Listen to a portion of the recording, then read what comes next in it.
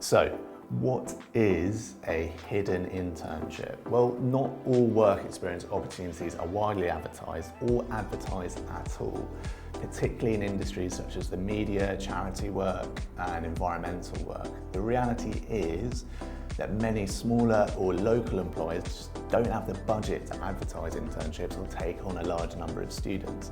However, they may be able to take on an individual intern, even if for a shorter period of 1 or 2 weeks. Failing that, they may be able to offer work shadowing for a day.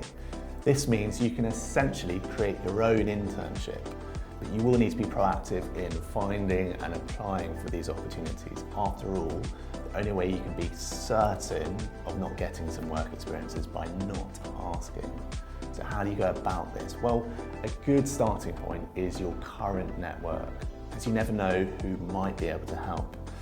You can put feelers out and make it known that you're looking for work experience. For example, you can ask family and friends who work in the industry you're interested in, talk to your university lecturers to see if they know of any opportunities, or you can put out a post on LinkedIn for all your connections to see and share.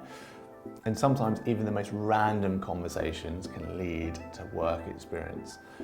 We've heard from students who've secured opportunities through connections they made on holiday, and even someone they bought a puppy from.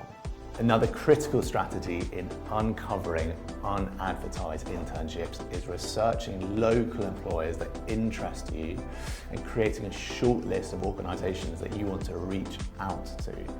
Search engines and LinkedIn are probably going to be your best friends here. You might be able to access information on local employers through your careers service at university too. Now, once you have your shortlist, you can start to send speculative requests for work experience. You can do this via email, usually by attaching a covering letter and a CV, and we'll provide some tools to help you with this speculative approach later in the course. You can also request to connect with somebody who works at an employer you're interested in on LinkedIn. You can write a personalised message to introduce yourself and inquire about the possibility of arranging some work experience. It might be a bit presumptuous to ask straight out for work experience in the first message, so instead you could explain that you're interested in working in their sector and you'd love to hear any careers advice they have and any tips they have for getting work experience. If they reply to your message, you can then build on the conversation to ask whether their employer would be able to give you some work experience. If they don't reply, move on to the next person.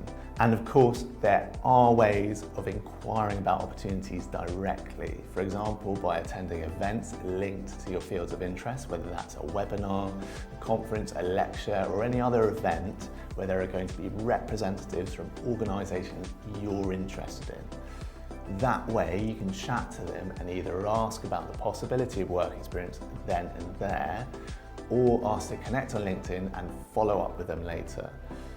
For example, if you wanted to work in the car industry, getting a ticket to Goodwood Festival of Speed and talking to all the manufacturers in attendance could be a really fruitful approach. Just bear in mind that the general rule is that you shouldn't bother applying speculatively to a company that offers formal work experience opportunities, as its recruiters will expect you to apply through established channels. Although somebody in your professional network might be able to offer you some unofficial work shadowing. Move on to the next part of this course where you can access some tools and resources to help you find and apply for hidden internships.